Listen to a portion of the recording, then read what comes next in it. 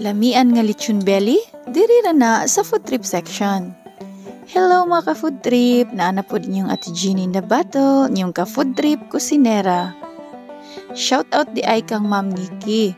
Salamat kaayo sa imong makalipay ug maka-inspire nga message. Ug sa uban pa namong mga customer karong adlaw. Ma'am Nanette, thank you very much sa imuhang message. Kaniya mong lechon belly, proud gud ko ani mga ka-food trip. Everyday naagad tay booking sa ani. Malechon belly alone, labi na atong lechon belly package. Maugid ni akong ibida pirmi ug naay mga customer nato nga mangutana ug unsay ma-recommend or syllable nato diri sa food trip section. Diri gyud mi nagsugod og ila sa market. Basta food trip section gani, lami gyud og lechon belly. Kasagaran nakasuway or nakatilaw, salamat sa Ginoo, lamian gyud ang ilahang feedback.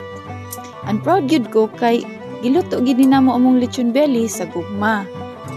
Kita mga ka-food trip, kani atong lechon belly before ni namo gi-offer sa ato ang mga customer, gipraktisan gyud usa ni namo ug maayo, study, trial and error hangtod na perfect.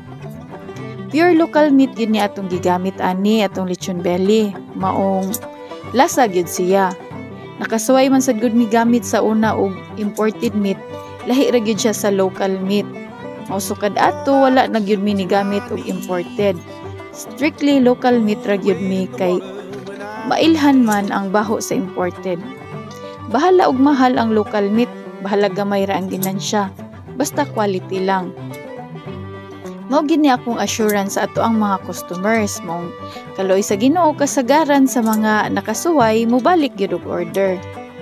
Ingon ana ra mo ang gi-practice diri mga ka-food trip. Quality over quantity. Bahala ginagmay basta kanunay.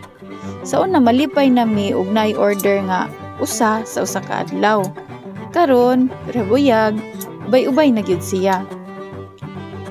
Ikaw ka-food trip, kung nagplano ka nga magnegosyo, just start in small. Kay madugay ang gamay ug magkadugay, mudako ra man na. Basta padayon lang gyud, ayaw paghunong.